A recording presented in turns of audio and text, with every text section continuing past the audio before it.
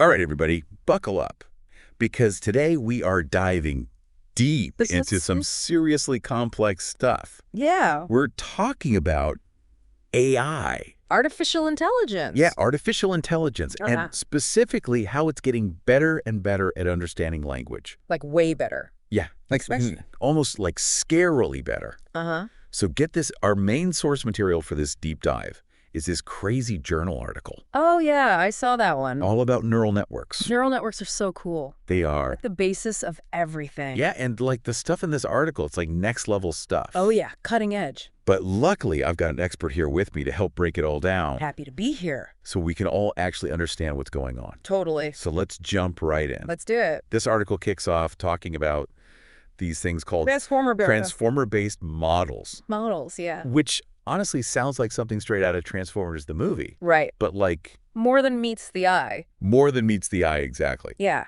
But in all seriousness, these models are like revolutionizing how AI processes language. Huge. So can you like give us the explainer on what makes these transformers so special? Okay, so the heart of it is this thing called attention mechanisms. Attention mechanisms? Yeah, and it's kind of like... Okay. Think about it this way. You know when you're reading like a news article or something? Yeah. You don't pay attention to every single word the same way, right? No way. Some words are more important. For sure. Some words help you figure out the whole context. Right, right. Well, that's basically what these attention mechanisms let AI do. They help the AI focus on the parts of a sentence that are actually meaningful. So it's like AI is learning to read between the lines like we do. Yeah, exactly. Right. Okay. Like older AI models, they really struggled with that whole context thing. Yeah, they just like took everything so literally. Yeah. Like no nuance. Nope. But these transformers with their fancy attention mechanism, they can figure out the relationships between words.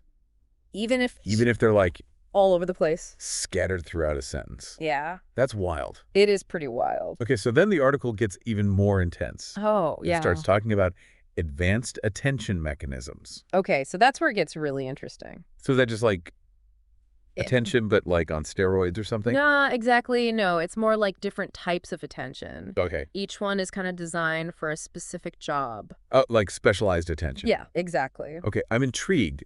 Give me an example. All right, so there's this thing called sparse attention. Sparse attention. And it's all about efficiency. So like the AI doesn't waste time on... Exactly. It helps the AI ignore all the unimportant stuff. Like a filter. Kind of like a filter, yeah. Okay. I can see how that would be useful. Oh, yeah. Especially when you're dealing with, like, mountains of data. Yeah, like imagine trying to process... legal documents. Or scientific papers. Scientific research. Tons of data. Way too much to read. So this sparse attention helps the AI zero in on what actually matters. Okay, so instead of getting bogged down in every single detail... Yeah.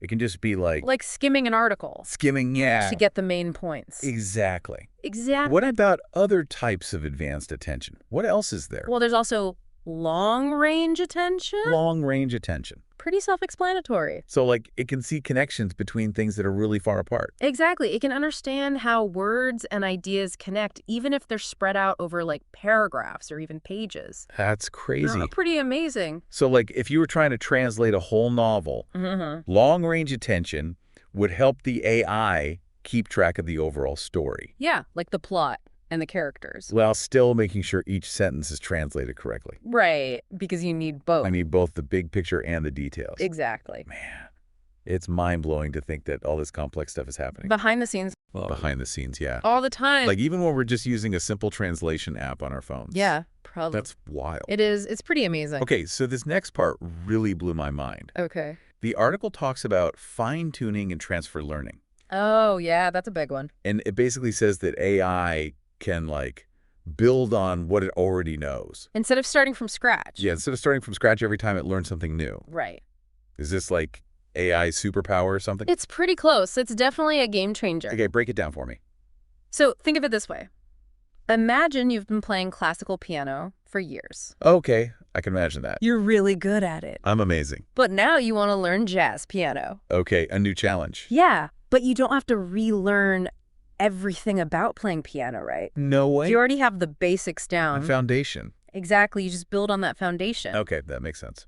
Well, that's kind of what transfer learning lets AI do. It can take a model that's already been trained on like a massive amount of data. Like a whole library. Yeah, like tons of text and code. Okay. And then it can just fine-tune it for a specific task. So it doesn't have to start from zero every time. Exactly. It's way more efficient. That's why AI is progressing so fast, right? Yeah, that's a big part of it. Like it's using all this knowledge it's already built up And just adapting it. to tackle new challenges. Exactly. That's incredible. See, it's pretty amazing. Okay, so it sounds like we're on the verge of like an AI revolution. It does feel that way sometimes. But the article also talks about Limitations. limitations In future directions. So does that mean there are still things AI can't do?